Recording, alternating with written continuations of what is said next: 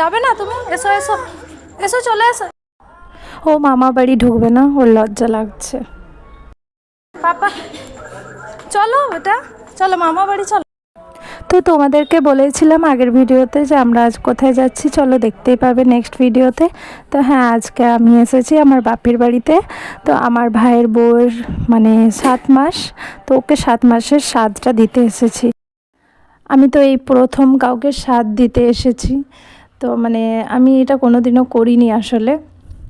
আর ওর জন্য মানে কিছু রান্না করে খাওয়ানোর ইচ্ছে ছিল, কিন্তু সেটা আর সম্ভব হয়ে উঠলো না যে ওকে আমি আমার হাতের কিছু রান্না করে খাওয়াবো, তো সেটা আর হলো না। তো আর প্রথমবার এইভাবে আমি স্বাদ দিতে কাউকে যাচ্ছি বা এসেছি। তো আর ওর একটু শরীরটাও না খুব খারাপ, তো সেইটাও একটু দেখতে আসা হয়ে গেল ওকে। পুজোর সময় দেখেছিলাম ওর শরীরটা ভালো ছিল, পুজোর সময় দেখতেও ভালো লাগছিল খুব। এখন ওর না একটু শরীরটা শুকিয়ে গেছে, মানে চোখের তলায় কালি পড়ে গেছে, মানে শরীরটা হঠাৎ করে ওর খারাপ হয়ে গেছে। আর এই সময় যেটা হয় মেয়েদের প্রেগনেন্সির সময়, আর এই যে আমার বোনটি, ওর তো ঘর ভেতরেও ঠান্ডা লেগে থাকে, মানে টুপি সহ পরে এসছে। তো চলো দেখা হবে নেক্সট ব্লগে। টাটা।